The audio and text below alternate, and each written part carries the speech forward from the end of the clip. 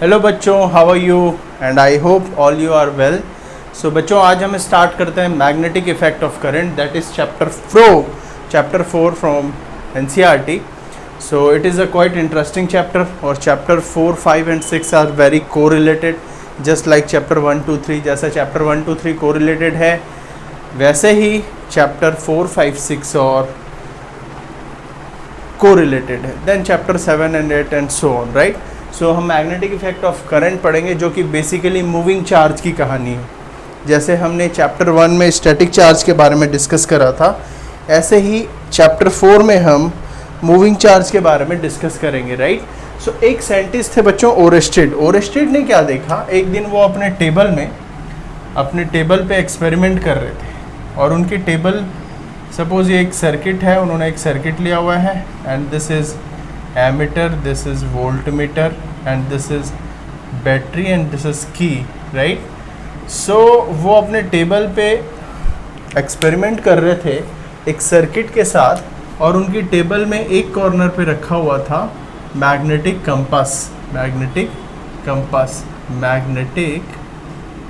Compass which is having magnetic needle north and south, okay। so उन्होंने देखा, जब वो अपना एक्सपेरिमेंट को करने में बिजी थे और वो स्विच ऑफ करा, जब उन्होंने स्विच ऑन किया जब उन्होंने, तो उन्होंने ऑब्जर्व किया, अचानक से उनकी जो ध्यान है वो मैग्नेटिक कंपास की ओर गई। तो उन्होंने देखा कि जैसे उन्होंने स्विच ऑन किया तो मैग्नेटिक कंपास मूव कर गया। फिर उन्होंने क्या करा, स्विच ऑफ कर दिया, पहले ऑन करा, उन्होंने देखा मैग्नेटिक नीडल मूव कर गई। फिर उन्होंने स्विच ऑफ कर दिया, फिर उन्होंने देखा वापस से मैग्नेटिक नीडल अपने ओरिजिनल पोजीशन में आ गई। फिर उन्होंने स्विच ऑन किया, उन्होंने देखा फिर से मैग्नेटिक नीडल डेविएट हो गई। फिर उन्होंने स्विच ऑफ किया, उन्होंने देखा मैग्नेटिक नीडल वापस से अपनी पोजीशन में आ गई। उन्होंने सोचा ये क्या हो रहा है, जब भी मैं स्विच ऑन करता हूँ मैग्नेटिक नीडल डिफ्लेक्ट हो जाती है अपने आप, और जब मैं स्विच ऑफ करता हूँ मैग्नेटिक नीडल वापस अपने ओरिजिनल पोजीशन में चले जाती है। इसका मतलब उन्होंने सोचा यहाँ पर कोई इफेक्ट है, because it is a magnetic needle which is only a effect of magnetic field, right. Magnetic needle को केवल मैग्नेटिक फील्ड ही डिफ्लेक्ट करा सकता है। इसका मतलब उन्होंने सोचा यार कि करंट ज़रूर मैग्नेटिक फील्ड क्रिएट कर रहा है, राइट। और उन्होंने फिर डायरेक्शन भी चेंज करा, उन्होंने करंट की डायरेक्शन चेंज कर दी, बैटरी की पोलैरिटी को चेंज करके उन्होंने करंट की डायरेक्शन चेंज कर दी। पहले कुछ इस तरीके से करंट की डायरेक्शन थी तो ऐसे मूव कर रहा था, डिफ्लेक्शन। जब उन्होंने डायरेक्शन चेंज कर दिया, करंट की डायरेक्शन ऐसे कर दी, तो करंट की मैग्नेटिक नीडल इस तरफ मूव करने लगा, स्टार्टिंग में उस तरफ मूव कर रहा था। तो उन्होंने सोचा करंट की डायरेक्शन जब मैं रिवर्स कर रहा हूँ, पोलैरिटी चेंज करके बैटरी की, तो उन्होंने देखा कि मैग्नेटिक नीडल भी अपोजिट साइड मूव कर रहा है, पहले से अपोजिट साइड डिफ्लेक्ट कर रहा है। तो उन्होंने सोचा इसका मतलब मैग्नेटिक फील्ड की डायरेक्शन भी चेंज हो जाती है जैसे ही हम करंट की डायरेक्शन चेंज करते हैं, just like north south pole. इसका मतलब दो पोल का भी इफेक्ट है, क्योंकि अगर डिफरेंस डायरेक्शन डिफरेंट है, इसका मतलब दो पोल, इसका मतलब करंट इससे उनको कंफर्म हो गया कि current carrying conductor will behave as a magnet, current carrying conductor will behave as a magnet, right. तो उन्होंने डायरेक्शन कुछ समझाई, जैसे हम कहते हैं स्विमर रूल, मैग्नेटिक फील्ड की डायरेक्शन उन्होंने समझाई। उन्होंने ये बताया current carrying conductor will behave as what, magnet, current carrying conductor which behave as magnet. So basically उन्होंने क्या देखा कि करंट कैरिंग कंडक्टर के पास मैग्नेटिक नीडल रखने से मैग्नेटिक नीडल डिफ्लेक्ट कर जाती है, और करंट की डायरेक्शन चेंज करने से मैग्नेटिक नीडल की डायरेक्शन भी क्या हो जाती है, मैग्नेटिक नीडल की डायरेक्शन भी, डिफ्लेक्शन की डायरेक्शन भी क्या हो जाती है, चेंज हो जाती है, राइट। कुछ इस तरीके से डायरेक्शन चेंज हो जाती है। मैं पहले इस तरीके से एंड यहाँ पर इस तरीके से डिफ्लेक्ट हो रही है मैग्नेटिक नीडल, राइट। तो उन्होंने कुछ करंट की डायरेक्शन समझा दी, जिन्हें हम स्विमर रूल कहते हैं। उन्होंने कहा आप ऑब्जर्व करो या फील करो कि एक एक स्विमर करंट की डायरेक्शन में तैर रहा है, एक स्विमर करंट की डायरेक्शन में तैर रहा है. Suppose this is a current, so swimmer is swimming in the direction of current, in the direction of current. और ऐसा फील करो कि current is entering his feet और current is leaving his head. So current उसके feet से enter कर रहा है और हेड से लीव कर रहा है.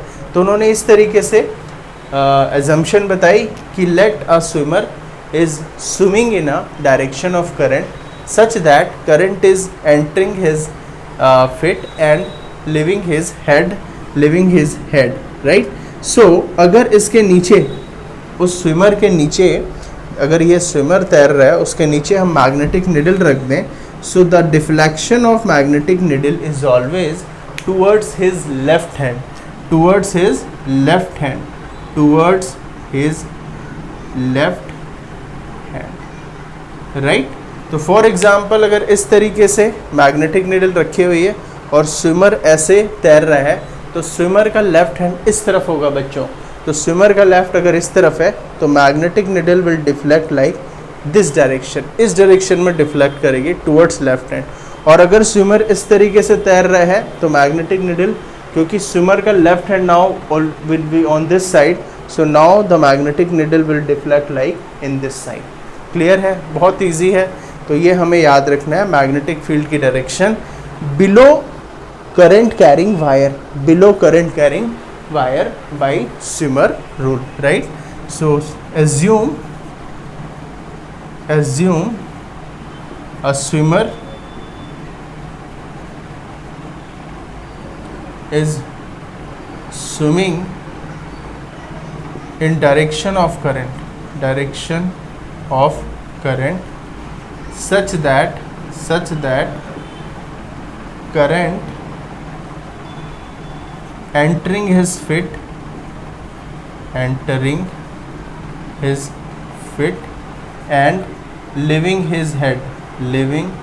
his head. So the direction of magnetic field, the direction of magnetic needle towards his left hand. Very simple. So this is the rule governed by swimmer rule. Okay, यहाँ से समझते हैं. Suppose this is a current, right? So this is a current.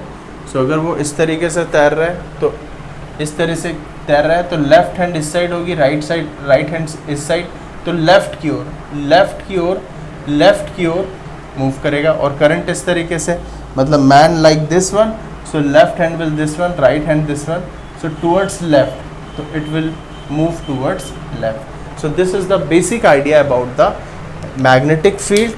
Current carrying conductor will behave as a magnet and it will create a magnetic field, and if you reverse the direction of current, then the magnetic field also reverse the direction, like magnetic needle reverse the direction. और एक चीज़ और उन्होंने देखी, एक चीज़ और हमने देखा कि सपोज अगर हमने एक करंट कैरिंग कंडक्टर लिया है, राइट, और हमने एक स्टैटिक चार्ज यहाँ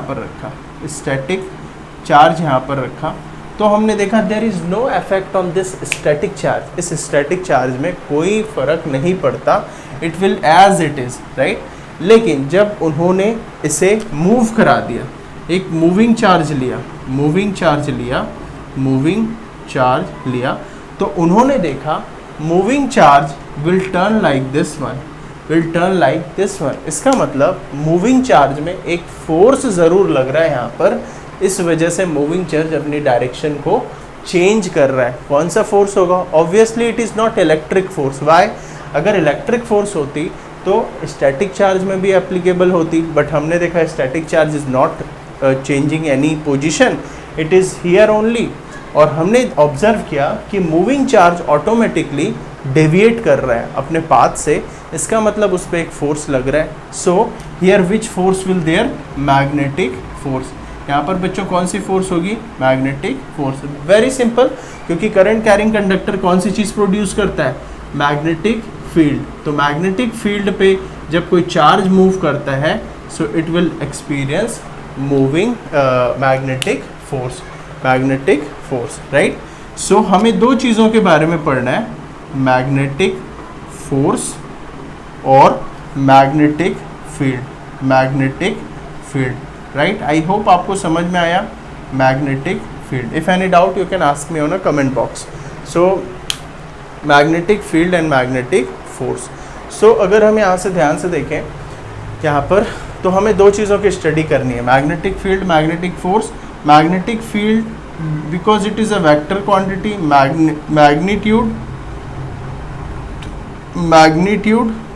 मैग्नीट्यूड एंड डायरेक्शन, दो चीज़ें हमें पढ़नी है। और magnetic force is also vector quantity, so we have to discuss magnitude and direction, right. So bit by bit हम इन चीज़ों को पढ़ेंगे। तो सबसे पहले हम स्टार्ट करते हैं मैग्नेटिक फील्ड के बारे में।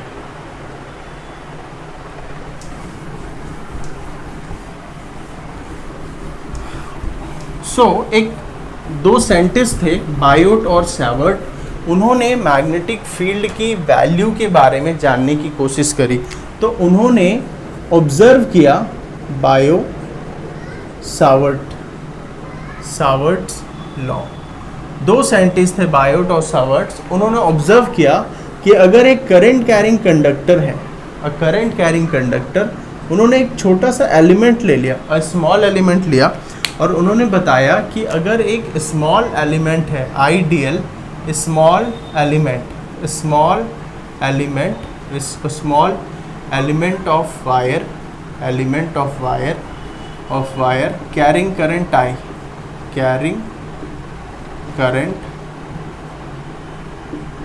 I, so there is a magnetic field dB। उसकी वजह से P पॉइंट पर R डिस्टेंस पे एक मैग्नेटिक फील्ड होगी, R वेक्टर है, R डिस्टेंस पे P पॉइंट पर एक मैग्नेटिक फील्ड होगी, स्मॉल मैग्नेटिक फील्ड, राइट। हमेशा याद रखना, अभी नीट का एग्ज़ाम हुआ था रिसेंटली, उसमें उन्होंने क्वेश्चन पूछा हुआ था, bio Savart law is only applicable for small element of wire, right. Assertion reason था, असर्शन में उन्होंने ये दिया हुआ था, रीज़न में कुछ और दिया था, और पूछा था असर्शन इज़ ट्रू, और जो 4 ऑप्शन रहते हैं, तो बहुत सारों ने बच्चों ने कंफ्यूज करके इसे फॉल्स कर दिया, जबकि रियलिटी में बायो सावर्ट लॉ केवल स्मॉल एलिमेंट के लिए एप्लीकेबल है, बट वो कंफ्यूज हो गए। तो इस चीज़ को ध्यान रखना। उन्होंने कहा स्मॉल एलिमेंट की वजह से small magnetic field dB is proportional to current element ideal will proportional to 1/r²। अगर हम डिस्टेंस इंक्रीज करेंगे, मतलब हम दूर जाते जाएंगे, तो मैग्नेटिक फील्ड क्या होगी, डिक्रीज होती जाएगी एज पर द r² के प्रोपोर्शन में। और हम अगर करंट और dl की वैल्यू इंक्रीज करते जाएंगे, एनीथिंग, करंट की वैल्यू इंक्रीज करूँगा या लेंथ ऑफ कंडक्टर इंक्रीज करूँगा, तो भी मेरी मैग्नेटिक फील्ड इंक्रीज होगी, और dB is proportional to sine theta. Theta is angle between dl vector and r vector. Theta is angle between dl vector and r vector. Theta is angle between dl vector and r vector. तो उन्होंने कहा अगर मैं dl की direction और r की direction के बीच की एंगल अगर मैं इंक्रीज करूंगा तो मैग्नेटिक फील्ड इंक्रीज होगी, और डिक्रीज करूंगा तो मैग्नेटिक फील्ड डिक्रीज हो जाएगी। इसलिए उन्होंने कहा कि it is proportional to sine theta, क्योंकि साइन में ऐसी होती है वैल्यूज़ कि थीटा इंक्रीज करने पर वैल्यू इंक्रीज होती है, थीटा डिक्रीज करने पर वैल्यू डिक्रीज होती है। So dB is proportional to sine theta. Just combine this all, इसे कंबाइन करें, dB is proportional to IDL sine theta by r²। So dB is equal to, यहाँ पर एक मैं प्रोपोर्शनैलिटी कांस्टेंट लगाता हूँ, k IDL sine theta by r²। This is the Biot Savart law, this is formula for Biot Savart law. और proportionality constant k की value है, proportionality constant k की वैल्यू होती है mu naught by 4 pi which is again equal to 10 to the power -7। ठीक है, जैसे वहाँ पर k होती थी 1/4 एप्सिलॉन नॉट चैप्टर 1 में, वैसे ही यहाँ पर है म्यू नॉट बाई 4 और म्यू नॉट क्या है बच्चों? म्यू नॉट है what is this? Permeability of free space, permeability of free space, या परमिटिविटी भी कह सकते हैं। जैसे वहाँ पर epsilon naught permittivity of free space, वैसे यहाँ पर mu naught permeability of free space.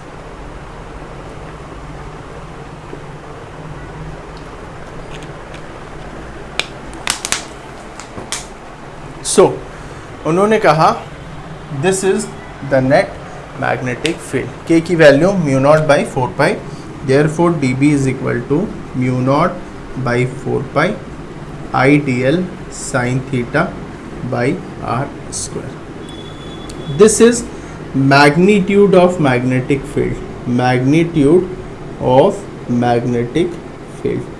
अब हमें बात करनी है डायरेक्शन की, राइट? मैंने बोला था हम डायरेक्शन भी पढ़ने वाले हैं। सो डायरेक्शन के लिए बच्चों हम क्या करते हैं? For direction of magnetic field, जैसे आपने वहाँ पर किया था आर वेक्टर से मल्टीप्लाई, आर के यूनिट वेक्टर से आपने क्या किया रहा था? मल्टीप्लाई।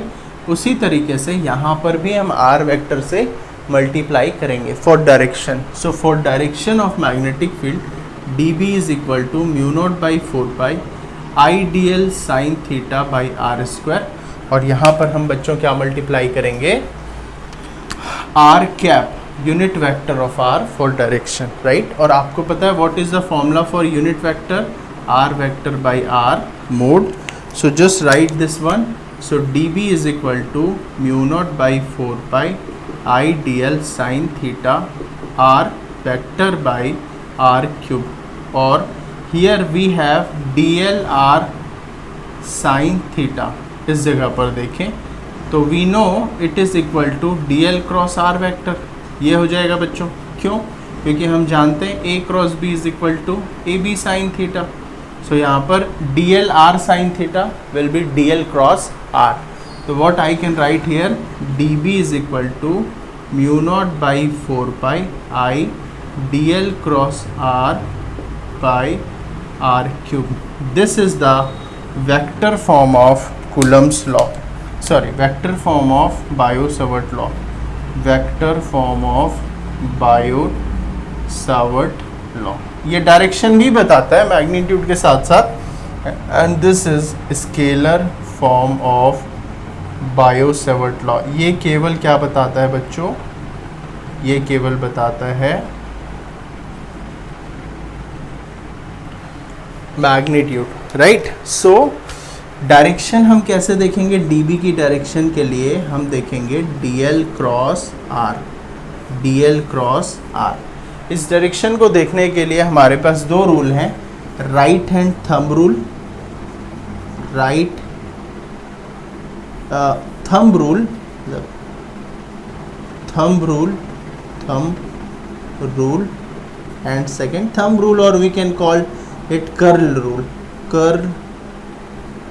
कर्ल रूल भी कहते हैं, कई लोग कॉर्क रूल कहते हैं, कई से पाम रूल कहते हैं, अलग अलग इसके नाम हैं।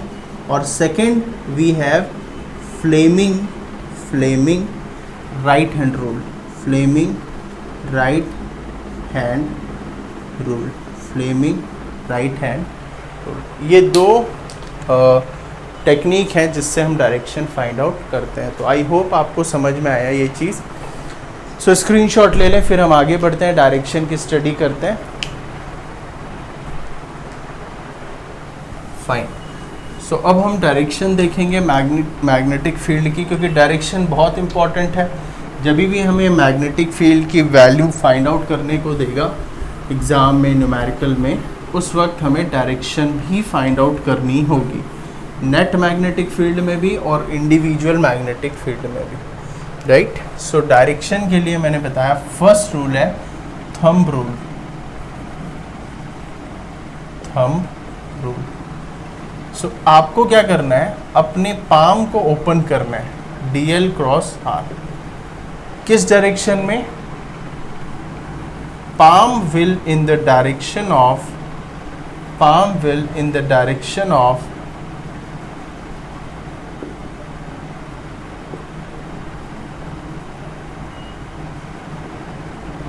palm आपको DL की डायरेक्शन पर रखनी है, ठीक है। फॉर एग्जाम्पल अगर DL इस डायरेक्शन में है तो palm कैन बी दिस, ऐसे भी हो सकता है, ऐसे भी हो सकती है, ऐसी भी हो सकती है और ऐसे भी हो सकती है, क्योंकि चारों ही डायरेक्शन पाम की है।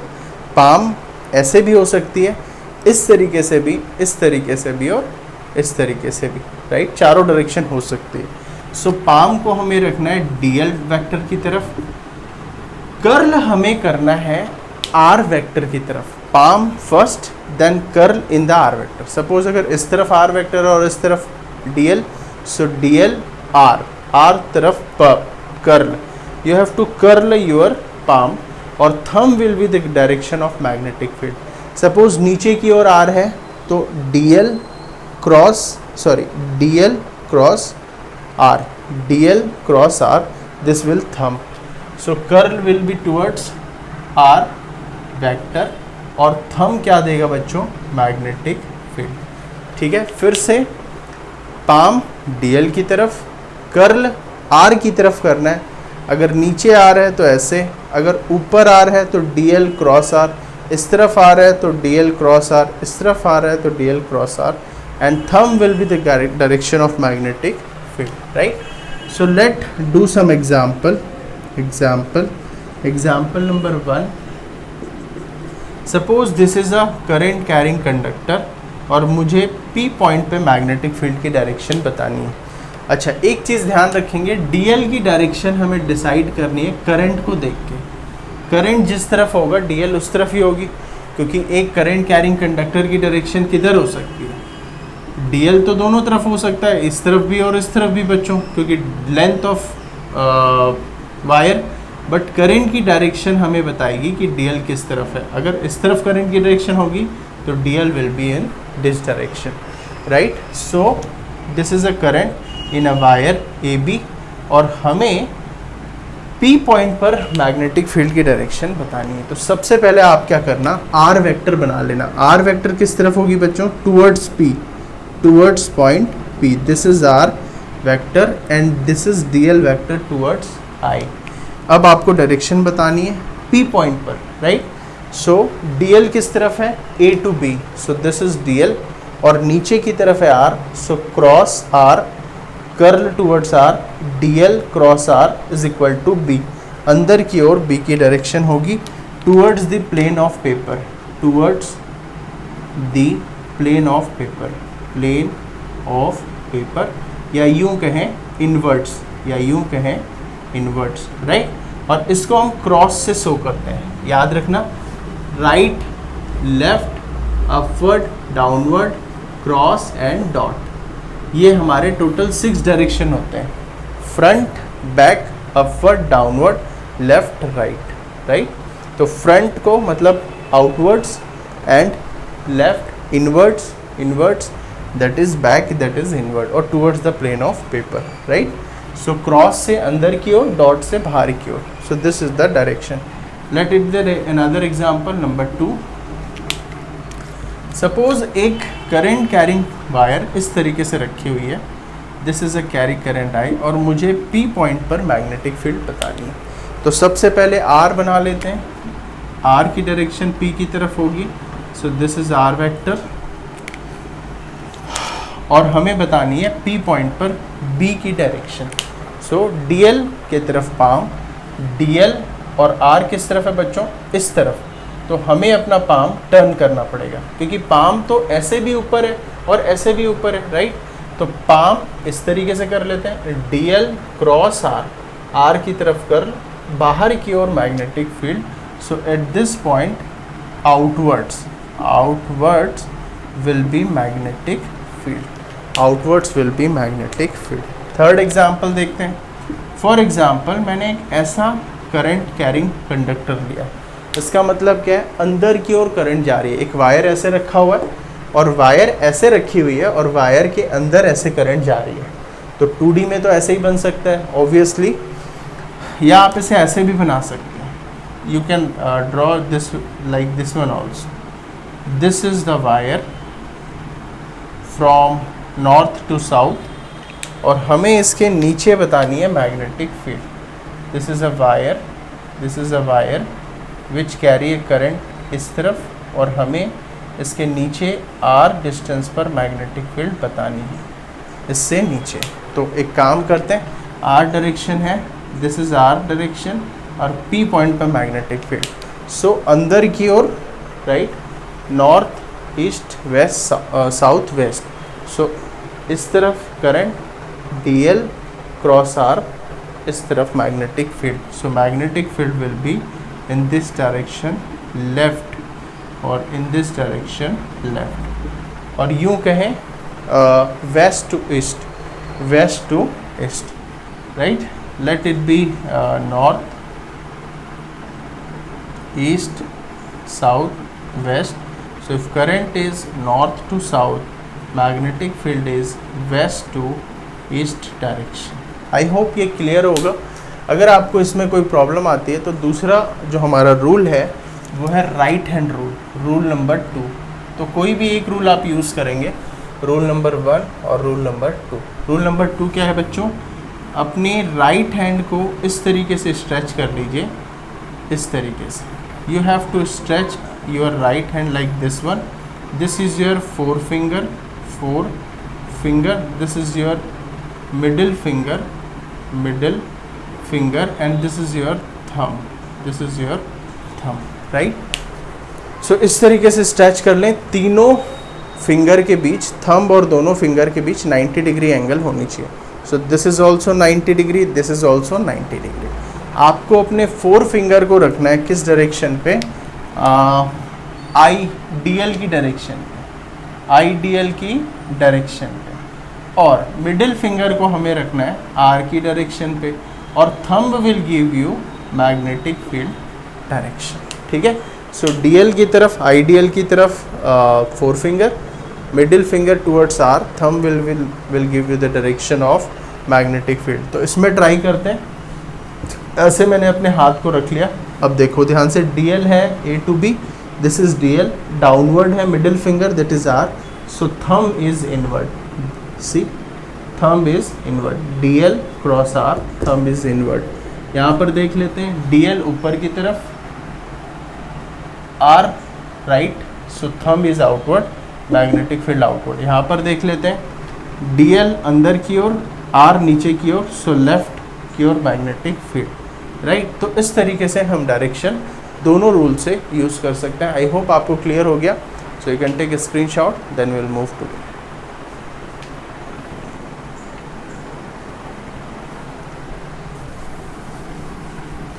ओके, अब हम देखते हैं application of Biot Savart law.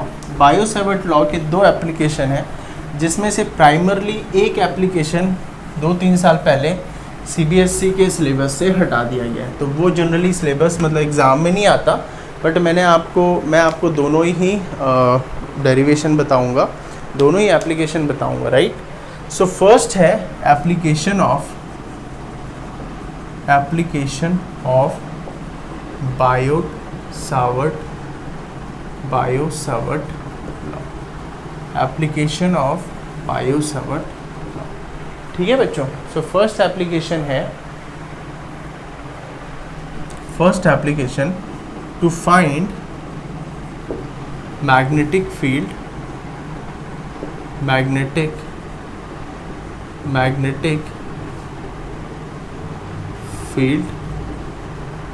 to find magnetic field due to current carrying loop on its axis. एक करंट कैरिंग लूप है, wire he generally, but loop के फॉर्म में, रिंग के फॉर्म में.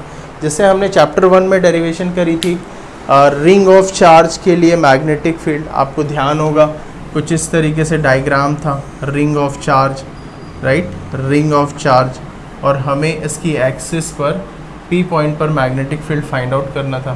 पॉइंट पी पर मैग्नेटिक फील्ड फाइंड आउट करना था. वैसे ही सेम क्वेश्चन है, बट यहाँ पर हमें मैग्नेटिक फील्ड फाइंड आउट करनी है, वहाँ पर हमें इलेक्ट्रिकल फील्ड फाइंड आउट करनी थी। ओके, सो लेट्स सी, देखते हैं किस तरीके से हम इसे कर सकते हैं।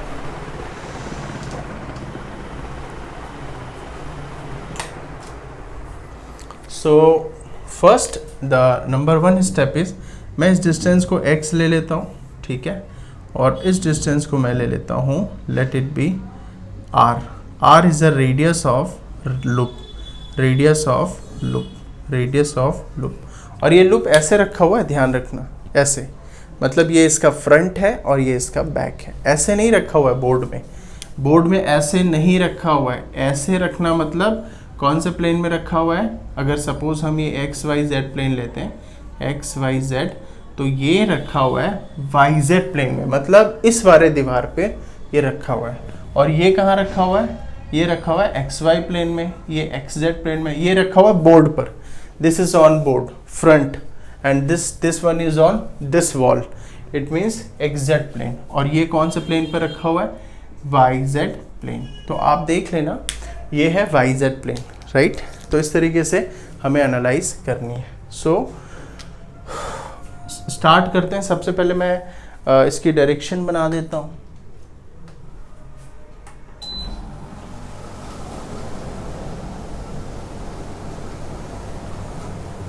सबसे पहले मैं इसकी डायरेक्शन बना देता हूँ। सो पहले हम ये एक छोटा सा पोर्शन लेते हैं डीएल, जो आई करंट कैरी करता है। This is a current I, this is a current I, right. और ये बैक है और दिस इज फ्रंट, ये बैक है और ये फ्रंट है, ये इस दीवार पर रखा हुआ है। So this is back, this is front. सो एक काम करते हैं, हम एक काम करते हैं, सबसे पहले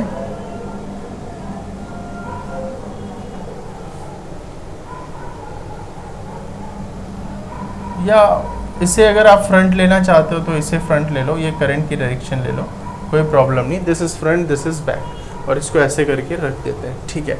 सो सबसे पहले एक काम करते हैं, एक्चुअली क्या है, ये एक लूप है। तो लूप के लिए अगर हमें मैग्नेटिक फील्ड बतानी है with the help of Biot-Savart law, तो सबसे पहले हमें छोटा सा एलिमेंट लेना होगा, क्योंकि Biot-Savart law is only applicable for small element. तो हम पहले क्या करेंगे, स्मॉल एलिमेंट लेंगे। तो मैंने क्या करा, एक छोटा सा डीएल एलिमेंट ले लिया, ठीक है, और डीएल से एक मैं डिस्टेंस आर को ज्वाइन कर देता हूँ। Let join D L and R, D L and point P, D L and point P, ये मैंने ज्वाइन कर दिया। और ये मैंने एंगल फाई ले लिया। Let this angle will be phi, right, and this is R vector. अब अगर ध्यान से देखो, मैं डीएल को कट करके बना रहा हूँ, या पहले हम मैग्नेटिक फील्ड की डायरेक्शन देख लेते हैं। What is the direction of magnetic field at this point? इस पी पॉइंट पे हमें मैग्नेटिक फील्ड की डायरेक्शन बतानी है सबसे पहले।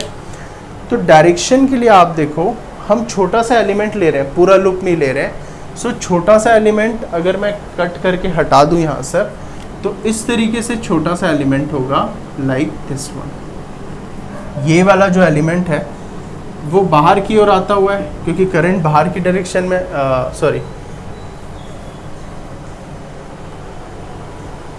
बाहर की ओर आता हुआ है, क्योंकि करंट डायरेक्शन बाहर की ओर आ रही है। तो एक छोटा सा ये एलिमेंट है डीएल, बाहर की ओर डीएल है, because current is coming outward from this figure. और हमें इस पॉइंट पर मैग्नेटिक फील्ड बतानी है, राइट। तो फॉर्मूला यूज करते हैं, D L cross R, this is direction of magnetic field. D L cross R, this is magnetic field direction. Right hand rule से देखना है तो देख लीजिए, D L cross R, D L cross R, D L cross R, this is the direction of magnetic field D B. So therefore this is the direction of magnetic field dB, okay. और मैं एक काम करता हूँ, इसके कंपोनेंट ब्रेक डाउन कर देता हूँ, क्योंकि ये टुकड़ों में है। तो इसके कंपोनेंट ब्रेक डाउन करने के लिए मैं इस थीटा को शिफ्ट करता हूँ। अगर ये फाई है तो this will become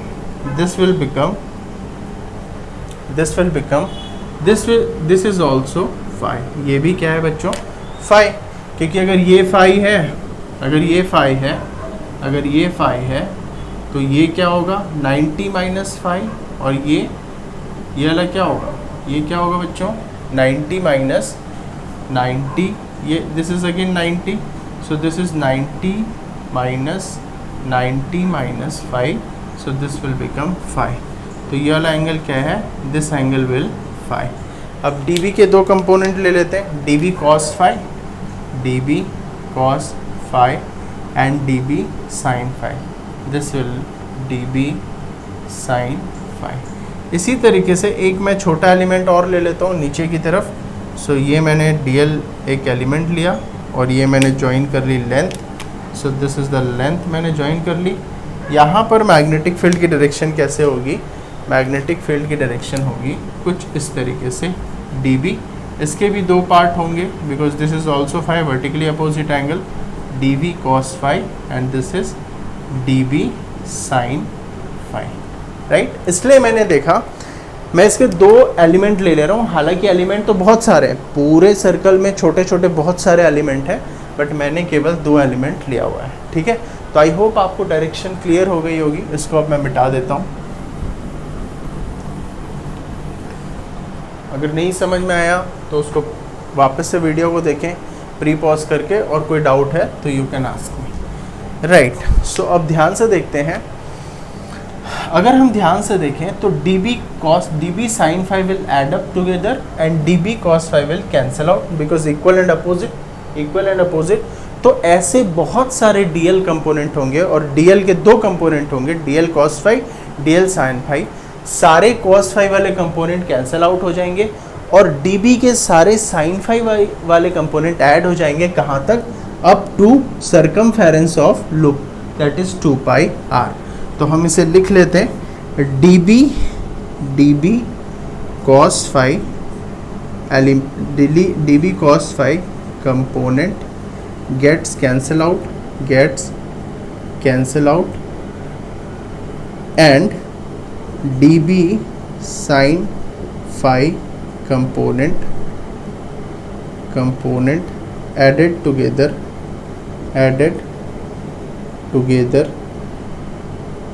up to circumference of loop, ठीक है। सो इसे हम ऐड करते हैं, सो dB sin phi plus dB sin phi plus dash, ऐसे बहुत सारे कंपोनेंट होंगे, ना कि केवल दो, बहुत सारे। इसे हम इकट्ठे लिखते हैं, B net is equal to integration, summation means integration dB sin phi, और कहाँ से कहाँ तक, 0 to circumference of loop, that is 2 pi r।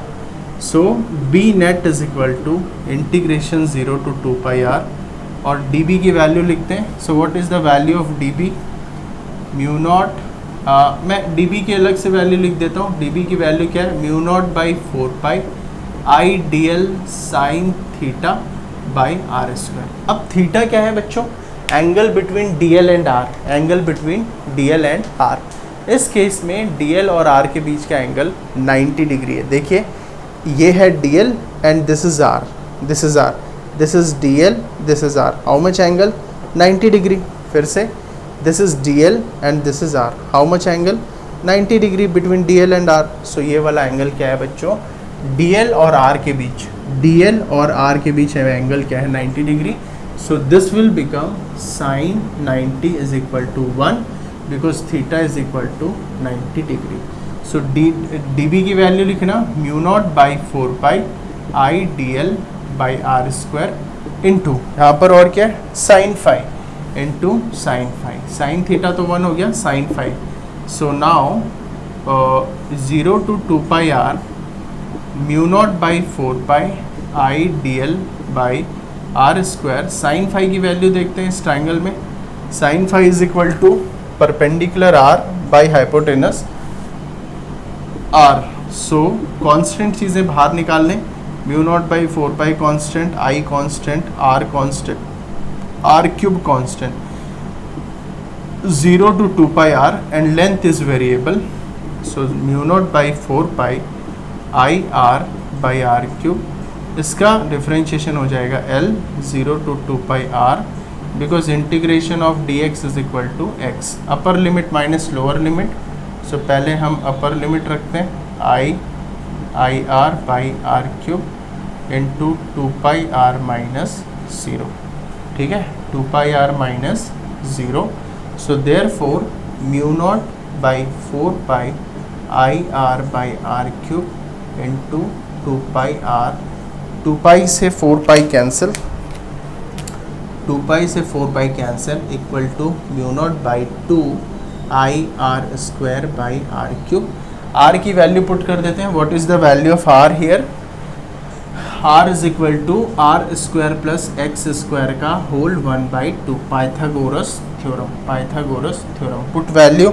So it will become b is equal to mu naught by 2 I R square by R square plus X square का whole 1/2 into cube 3/2। This is the formula for magnetic field on axis of current carrying loop. This is the final expression. और magnetic field की unit होती है Tesla. Magnetic field की unit क्या होती है, Tesla. Magnetic field की unit क्या होती है, टेस्ला। तो आई होप ये क्लियर है। ध्यान से 2 मिनट देखें, पॉज करके स्क्रीनशॉट लें, फिर then we will move further.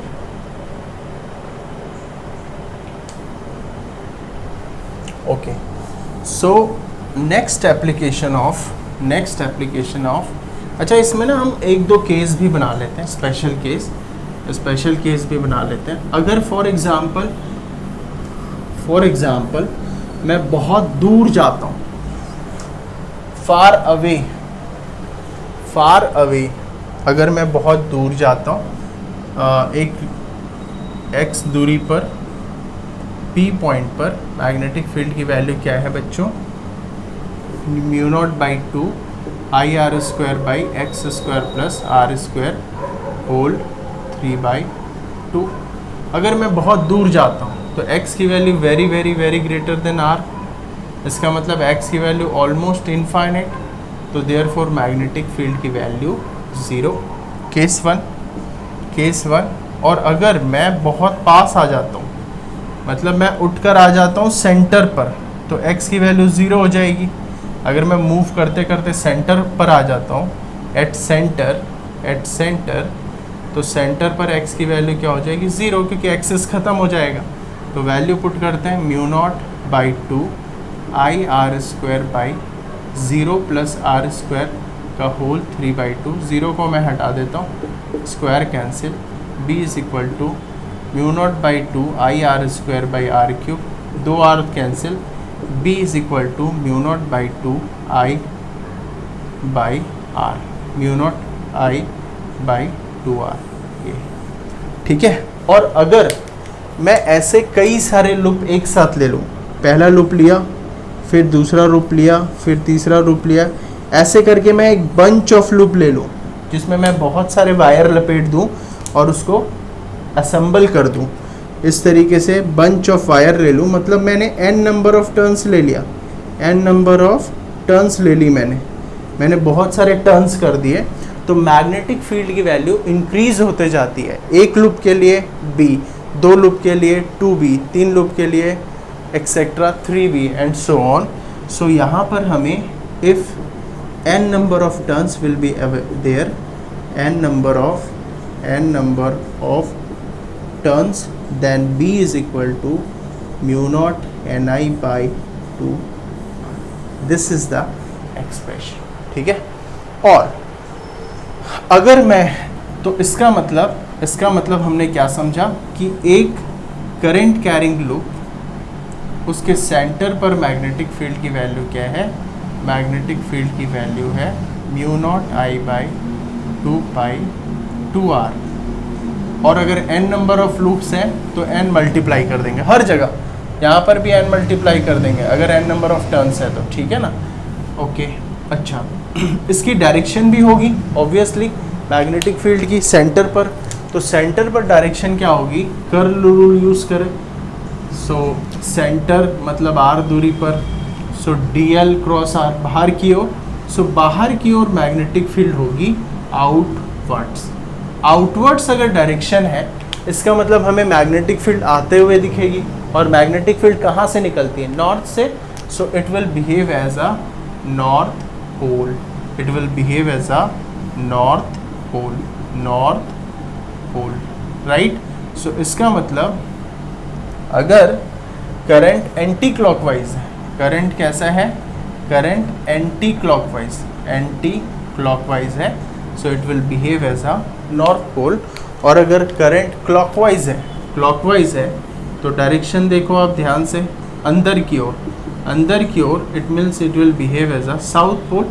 So it will behave as a south pole, क्योंकि मैग्नेटिक फील्ड जाते हुए दिख रही है तो दूर जा रही है टूवर्ड्स बोर्ड, तो साउथ पोल, राइट. सो साउथ पोल कब? जब करंट कैसे होगी? करंट होगी क्लॉकवाइज, क्लॉकवाइज. तो डायरेक्शन से भी याद रख सकते हैं, वैसे भी याद रख सकते हैं, anti clockwise, clockwise. So this is the direction, right. और अगर इसी में स्पेशल केस है, this is first case number 1. Case 1, अगर मैं इस पूरे लूप को काट कर सेमी लूप बना दूँ, सेमी सर्कल बना दूँ आर रेडियस का, जिसका सेंटर सी है, तो what is the value of magnetic field? तो पूरे के लिए अगर बी है तो आधे के लिए हाफ, सो हाफ. तो what will become? B is equal to half of mu naught I by 2r, which is mu naught I by 4r. और अगर मैं इसको एक क्वाड्रेंट कर दूँ, 1/4 कर दूँ, सो मैग्नेटिक फील्ड भी क्या हो जाएगी? 1/4 हो जाएगी. सो मैग्नेटिक फील्ड भी 1/4 of mu naught I by 2r, which is mu naught I by 8r. This is the magnetic field, right. So this is how we can calculate. और अगर मैं केवल एक छोटा सा सेगमेंट लूँ, क्वाड्रेंट से भी कम, अगर मैं एक छोटा सा केवल सेगमेंट लूँ, केस 3, एक केवल सेगमेंट ले रहा हूँ, I current R radius theta segment, एक इस तरीके से सेगमेंट ले रहा हूँ जो क्वाड्रेंट से भी छोटी है, आई करंट कैरी करती है, राइट. तो इस क्वाड्रेंट की वजह से क्या हो जाएगी? B is equal to mu naught I by 2r original into theta out of 360, theta out of 360. So this is the 3 case. आप आराम से स्क्रीनशॉट लीजिए, रिवाइज करके देखिए और समझिए. तो देख लेना न्यूमेरिकल में क्या गिवन है, सेमी सर्कल, क्वाड्रेंट और अ पार्ट. आई की वैल्यू नोन है, आर की वैल्यू नोन है, थीटा चेक कर लेना, आउट ऑफ 360 मैग्नेटिक फील्ड की वैल्यू आ जाएगी, और यूनिट क्या होती है? Tesla. So I hope it is clear to you.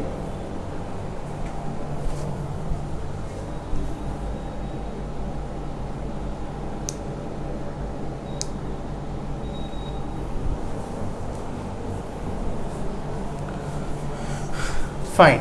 सो एक लास्ट छोटी सी चीज़ और कर लेते हैं, फिर आज के सेशन को हम सम अप कर देंगे. बायो-सैवर्ट लॉ का दूसरा application, application number 2, magnetic field due to straight conductor, straight wire, straight wire, magnetic field due to straight wire. So now we will do magnetic field due to straight wire. Number 2 application, magnetic field due to straight wire. एक straight wire ले ले, अभी तूने loop लिया था, अब एक हम स्ट्रेट वायर ले लेते हैं, ठीक है.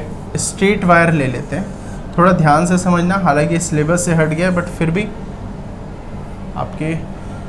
और इससे हम लेते हैं आर डिस्टेंस, या कुछ भी ले ले, डी डिस्टेंस ले ले, आर डिस्टेंस ले ले, मर्जी अपनी, ठीक है. और ये आई करंट कैरी करता है, करंट आई कैरी करता है, आई करंट कैरी करता है. तो ये जो पॉइंट है, इस पॉइंट पर हमें पूरे वायर की वजह से लेना है. तो अगर तू ध्यान से देखेगा तो नीचे वाला जो सेक्शन है उसके लिए ये वाली दूरी है, इस वाले सेक्शन के लिए ये है, इसके लिए ये है, इसके लिए ये है. तो अगेन मैग्नेटिक फील्ड वेरिएबल है, क्योंकि छोटे छोटे बहुत सारे पार्ट हैं. तो इसलिए हमने क्या करा है, हमने एंगल ले लिया कि भाई ये वाला पॉइंट यहाँ से है थीटा या phi 2, φ2 और ये एंगल है यहाँ से φ1, ये एंगल क्या है φ1, दिस इज डिस्टेंस r। ठीक, सो बहुत इजी है, स्टेप देखना, just let me fill the ink. Okay, सो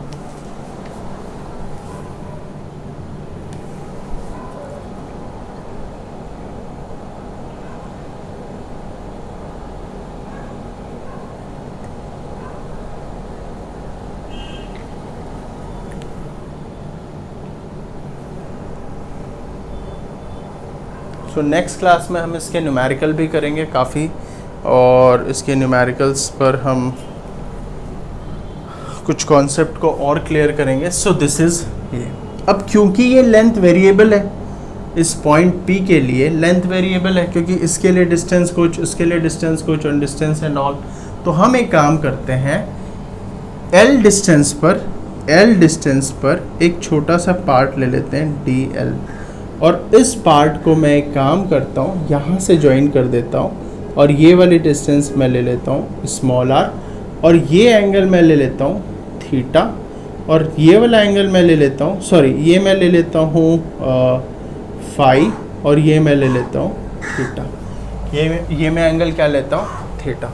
ठीक है, सो फिर से मैंने क्या करा सर, वेरिएबल लेंथ थी तो मैंने क्या करा, L डिस्टेंस पर जाकर DL सेक्शन ले लिया। L डिस्टेंस पर कहाँ से, सेंटर से L पर जाकर मैंने DL पार्ट ले लिया, और वहाँ से R दूरी पर मैंने फाई एंगल पर वो पोजीशन ले ली। इसका मतलब मैंने इसको छोटे से पार्ट में कन्वर्ट कर दिया, राइट। ये मैंने क्या कर दिया, छोटा सा पार्ट ले लिया DL, और ये P पॉइंट है, P पॉइंट, और मैंने क्या किया, ये कौन सा एंगल ले लिया, फाई एंगल, ये R है और ये R है, राइट। अब हमें क्या करना है, मैग्नेटिक फील्ड की वैल्यू एक्सप्रेशन लिखनी है इस DL की वजह से।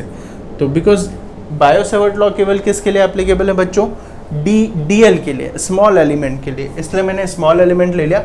और ये फाई कहाँ से कहाँ तक वेरिएबल है, φ2 से φ1, राइट, इस कॉर्नर से, क्योंकि ये लेंथ कहाँ से कहाँ वेरिएबल है, इस कॉर्नर से लेकर इस कॉर्नर तक पूरी लेंथ हमें लेनी है, तो बहुत सारे छोटे छोटे पार्ट्स होंगे, उन सब को ऐड करेंगे। तो DL कहाँ से कहाँ वेरी कर रही है, φ2 से φ1, φ2 से φ1, ठीक है, φ2 से φ1। तो एक काम करते हैं, एक्सप्रेशन लिखते हैं। So what is DB is equal to μ0I DL sine, और यहाँ पर theta. What is the angle between DL and R vector, theta. DL और R वेक्टर के बीच में एंगल क्या है, theta. So sine theta divided by sine theta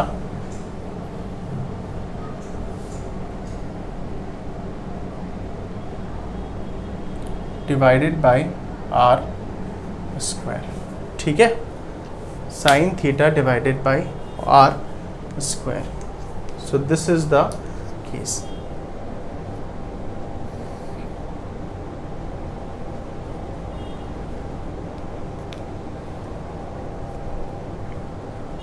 Fine. Okay, so now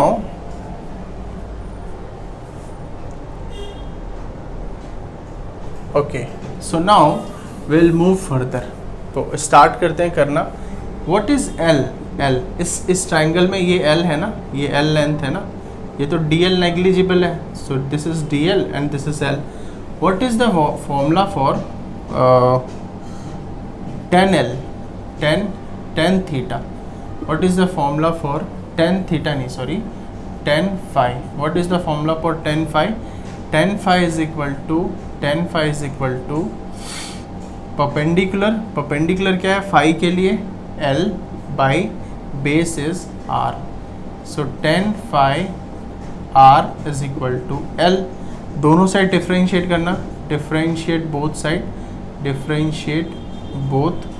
side. So L का डिफरेंशिएशन होगा DL और R constant है। tan phi का डिफरेंशिएशन क्या होता है बच्चों, tan phi का डिफरेंशिएशन क्या होता है, sec स्क्वायर phi। सो sec स्क्वायर phi। सो DL की जगह हम क्या लिख सकते हैं, R sec स्क्वायर phi।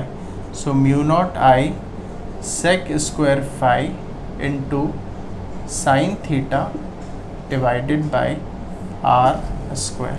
ठीक है, साइन थीटा की वैल्यू क्या है, साइन थीटा की वैल्यू यहाँ से पुट करना, परपेंडिकुलर है R by hypotenuse R. So sine theta की value mu naught I sec square phi R by R square into R. Sec phi की वैल्यू क्या है, what is the value of sec phi, sec phi sec होता है cos का उल्टा, so base bye hypotenuse का उल्टा, hypotenuse by base, R by R, R by R. Value put करते हैं, so L is equal to mu naught I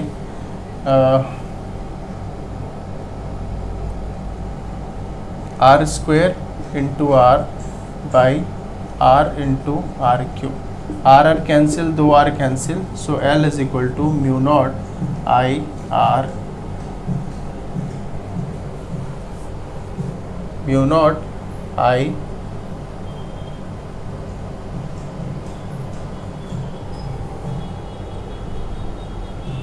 okay, sorry, this is r is not there na,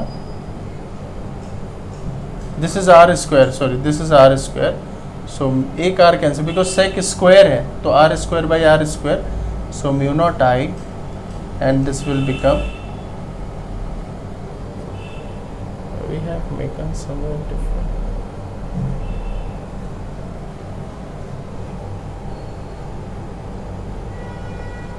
यहाँ पर 4 pi भी है बच्चों, 4 pi भी है, this is 4 pi, this is 4 pi, this is 4 pi and this is also 4 pi, this is also 4 pi.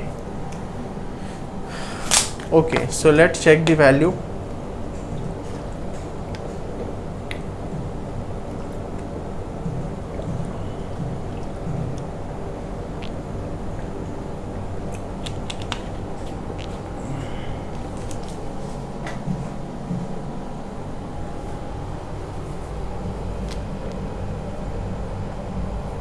This is 90, this is 90। एक काम करता हूँ, मैं इस आर को हटा देता हूँ, ठीक है, for some reason let's avoid this r. एक सेकेंड, अभी क्लियर, चीज़ें क्लियर हो जाएंगी,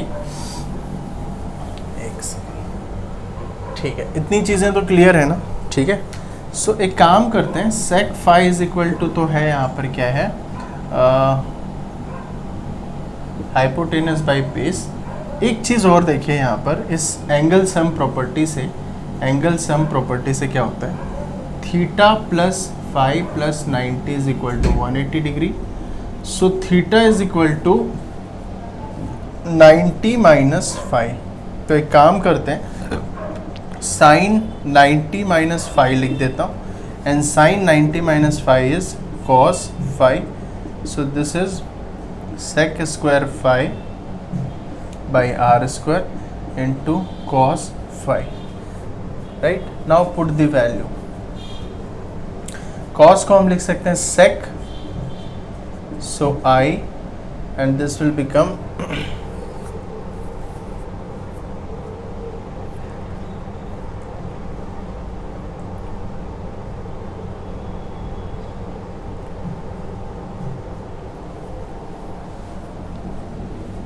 यहाँ पर डी फाई भी होगा, D phi, this will become D phi also, D phi, D phi, right. So I, और ये क्या हो जाएगा बच्चों, 1 बाई कॉस स्क्वायर, एक cos cancel, sec phi by R square and this will become D phi, right. अब sec phi की value put करें, R by are, so this is dB, so this will equal to mu naught by 4 pi I, sec phi की value put करें, r by r, so एक r cancel and it will become I by r into d phi। Clear है, cos phi, sec phi, sec phi cancel, this is r square, sec phi is equal to r by r, sec phi is equal to r by are. So r by r, एक r cancel और एक r नीचे आ जाएगा। सो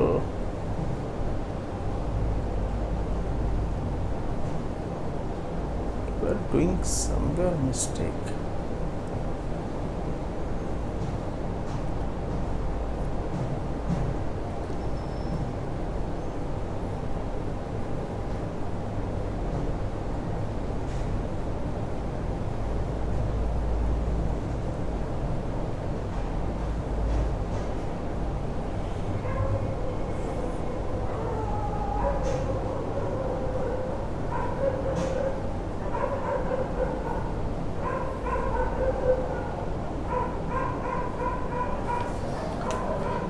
We are having somewhere mistake I think।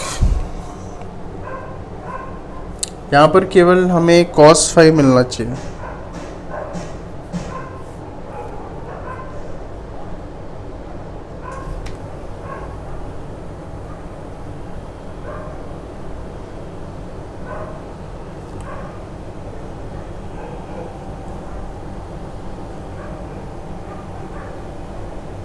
Okay ठीक है ठीक। Just one second, we are doing somewhere mistake.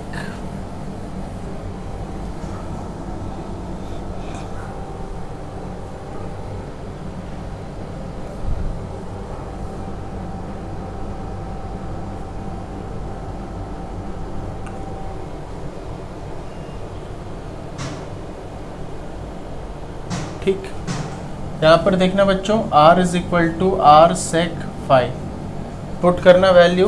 So mu naught by 4 pi I sec square phi by R की वैल्यू पुट करना R square sec square phi into cos phi D phi. Sec square cancel. So mu naught I by 4 pi and here we will have R. यहाँ पर एक चीज़ और हमने कहीं गड़बड़ की है। Where is L is equal to R. Okay, यहाँ पर आर भी है। Here we have R also, क्योंकि D L is equal to R sec square phi हमने आर लिखना भूल गया था। डी एल की जगह क्या लिखेंगे, r sec square phi. So r sec square phi, sorry. Okay, so this r and r cancel, so one r will remain cos phi D phi, right, and this is d B. So total magnetic field के लिए हम integration करते हैं। So B is equal to integration, और ये constant बाहर आ जाएगा, mu naught I by 4 pi r integration cos phi D phi. और फाई की लिमिट कहाँ से कहाँ तक है, फाई की लिमिट है फाई 2 से फाई 1, राइट। तो नीचे माइनस लिया है, नेगेटिव एंगल, और ऊपर positive angle, phi 2 to phi 1। और कॉस फाई का क्या होता है, माइनस साइन फाई, और लिमिट क्या होगी, माइनस फाई 2 टू फाई 1। और here we will have mu naught I by 2 pi are.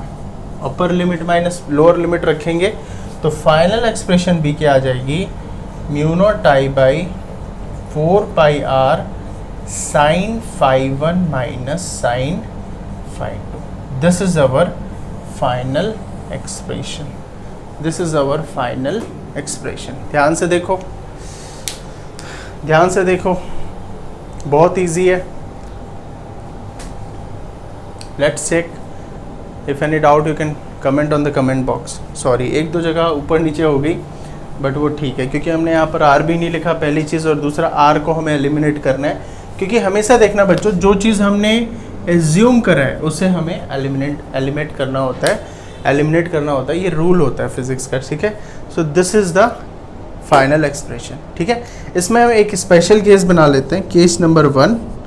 अगर मैं दोनों वायर को लेंथ इंक्रीज कर दूं वायर की, तो अगर मैं लेंथ इंक्रीज करूंगा तो आप देखो ध्यान से, फाई की वैल्यू इंक्रीज हो जाएगी, फाई की वैल्यू इंक्रीज करेगी। और मैं लेंथ को इनफाइनाइट कर दूं, बहुत लंबी लेंथ ले लूं, तो फाई इंक्रीज होकर लगभग कहाँ पहुंच जाएगा, 90 डिग्री, और फाई 1 भी 90 डिग्री। तो अगर आप 90 पुट करेंगे, प्लस है ये, तो therefore if infinite wire we will take infinite wire, क्योंकि अभी हमने फाइनाइट वायर लिया था, magnetic field due to straight finite wire. Infinite में phi 1 is 90 degree and phi 2 is also 90 degree, so therefore B is equal to mu naught I by 2 pi r, क्योंकि sin 90 sin 90 2, सो 2 and 2 cancel and that is mu naught I by 2 pi r, right. So अगर wire की length थोड़ी भी ज़्यादा है उसको हम इनफाइनाइट समझेंगे, क्योंकि r बहुत कम होता है। एक्चुअली वायर से हमें थोड़ी डिस्टेंस पे मैग्नेटिक फील्ड फाइंड आउट करनी होती है। तो अगर r गिवन है 10 सेंटीमीटर और लेंथ गिवन है 1 मीटर या 10 मीटर, तो मतलब बहुत बड़ी वायर है, तो इट विल कंसिडरेबल इनफाइनाइट। तो हम ये वाला फॉर्मूला यूज़ करेंगे। और बहुत छोटी वायर है, r के कंपैरिजन में छोटी वायर है, मतलब r अगर 10 सेंटीमीटर है और l अगर 11 सेंटीमीटर है, 15 सेंटीमीटर है, तो हम ये वाला फॉर्मूला यूज़ करेंगे। Angle can be anything like 30, 45 and so on. So next video में हम न्यूमेरिकल करेंगे और अच्छे से इसको समझेंगे। आई होप आपको समझ में आया। सो नेक्स्ट क्लास में मिलते हैं, तब तक के लिए टेक केयर।